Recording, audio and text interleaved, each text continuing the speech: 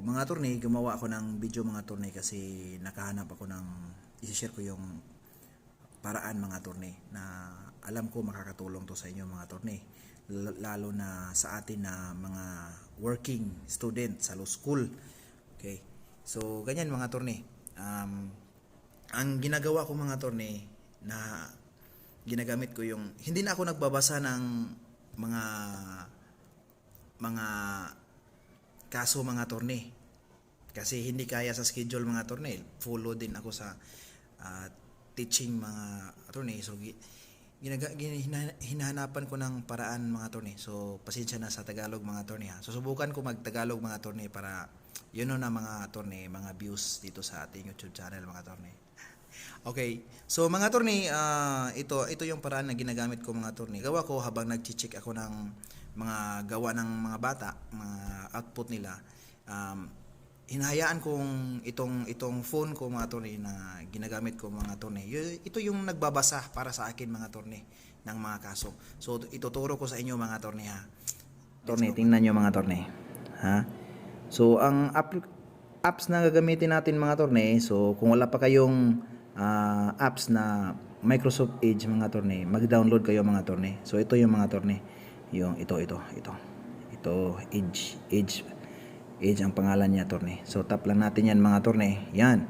So may ano na tayo, may kaso na mga attorney. So siyempre mag-search tayo dyan ng kaso mga attorney. For example mga attorney, yung CIR versus Rueda. Yan. Ito yung kaso na ibigay ng professor namin sa Kunstiwan mga attorney. Yan. Kunstiwan ba? Okay. Hayaan na. No? So, yan. Lupil project mga attorney. So, pwede ito kahit anong website mga attorney ha. Pwede ito. Pagkatapos mga attorney, pag yan na, lumabas na yung kaso mga attorney, siyempre, pagbabasahin mo yan at may nagchi-checking ka pa, may ginagawa ka pa sa opisina or sa bahay mga attorney, medyo na ano ka na lang, no? Hindi kaya. So, ito, hayaan, with the help of the technology mga attorney, tutulungan tayo. So, itong phone natin ang magbabasa mga attorney. So, pag nakita mo dyan, yung may icon, may libro sa taas, yan, ganyan. At may speaker na dalawang signal. Sa taas, upper right corner mga attorney, tap lang natin yan mga attorney. Yan, tap, ayun. So, ang tawag nito mga attorney ay tinatawag na immersive reader mga attorney, no? Mga attorney. So dito ay ang phone na natin ang magbabasa mga attorney, no? Kung pwede din to mag-translate, pwede din siya ito. So ngayon attorney, mga attorney ay hahayaan na natin ang phone natin na magbabasa para sa atin. So tingnan niyo mga attorney. It's amazing mga attorney. Then, yan mga attorney.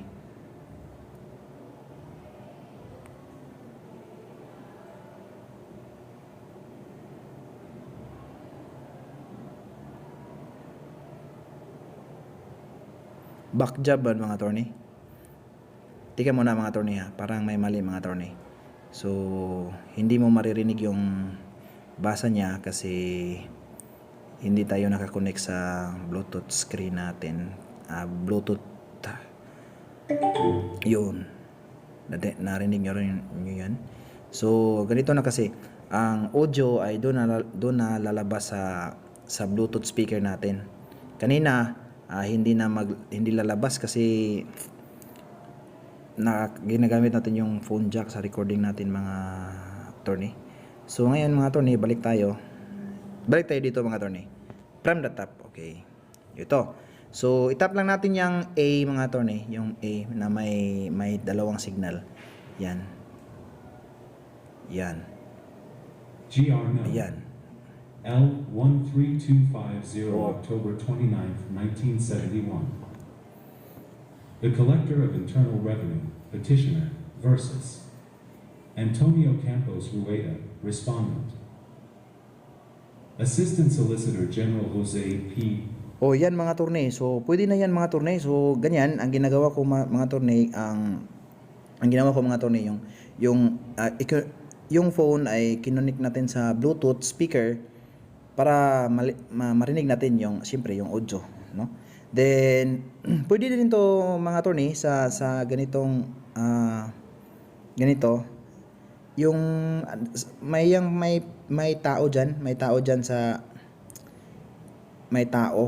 So may tao diyan sa upper right corner. Tap natin 'yan. Kung gusto mo mag-change ng speed, pwede mo ibahin yung speed mga attorney, no? Pwede mo pahinaan ng kaunti, then pwede mo speed up, pwede. Then pwede ka magpalit ng language mga attorney, no? Pwede ka, no? Ganito siya kaganda mga attorney. Ngayon ko lang to na napansin, ngayon lang ako nakaisip ng ganito mga attorney. Kung ganito naman talaga yan mga attorney, di ba? Pag doon lang natin malalaman ang halaga pag kailangan na, di ba? So, yan, pwede natin ibahin mga attorney. Yung voice mga attorney, pwede din natin ibahin yan. So, may mga ganyan, may Ana, may yung nagpapakyut mga attorney, kung gusto niyo ng mga cute-cute, may Arya din, yung female, yung positive, confident siya mga attorney. Christopher, no? Parang reliable authority. Yung mood niya, sa akin, itong si Eric yung gusto ko mga attorney kasi soft lang siya. Pwede din itong system. So, balik tayo mga attorney para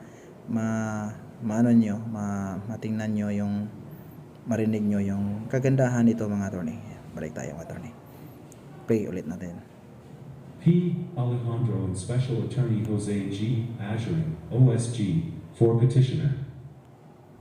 Ramirez and Ortigas for respondent. Fernando, J. The basic issue posed by petitioner collector of internal revenue in this appeal from a decision of the Court of Tax Appeals as to whether or not the requisites of statehood, or at least so much thereof as may be necessary for the acquisition of an international personality, must be satisfied for a foreign country to fall within the exemption of Section 122 of the National Internal Revenue Code 1. Is now ripe for adjudication. The Court of Tax Appeals answered the question in the negative, and thus reversed the action taken by petitioner-collector, who would hold respondent Antonio Campos Rueda as administrator of the estate of the late Estrella Soriano VDA. De Cervera, liable for the sum of P161,874.95 as deficiency estate and inheritance taxes for the transfer of intangible personal properties in the Philippines, the deceased, a Spanish national having been a resident of Tangier, Morocco from 1931 up to the time of her death in 1955. In an earlier resolution promulgated May 30, 1962, this court, on the assumption that the need for resolving the principal question would be obviated, referred the matter back to the Court of Tax Appeals to determine whether the alleged law of Tangier did grant the reciprocal tax exemption required by the aforesaid Section 122. Then came an order from the Court of Tax Appeals submitting copies of legislation of Tangier that would manifest that the element of reciprocity was not lacking. It was not until July 29, 1969 that the case was deemed submitted for decision. When the petition for review was filed on January 2, 1958, the basic issue raised was impressed with an element of novelty. For days thereafter, however, on January 6, 1958, it was held by this court that the aforesaid provision does not require that the foreign country possess. Okay yan mga attorney. So doon na lang tayo magtatapos mga attorney. So hopefully mga attorney ay nakakatulong itong video ko. No? Again, pasensya na sa Tagalog natin, Bisaya to Pero for the purpose of views at mga attorney dito sa YouTube channel natin, so ganyan lang, nagtatagalog tayo. Gugustuhin man natin mag-English pero nahihiya tayo mga attorney. Hindi natin kaya yung mga English, mga maraming mga negative comment mga attorney. So ganyan lang mga attorney. Thank you for watching mga attorney. Hopefully nakakatulong tong video na to sa ating pagluluskol mga attorney. Thank you very much and God bless.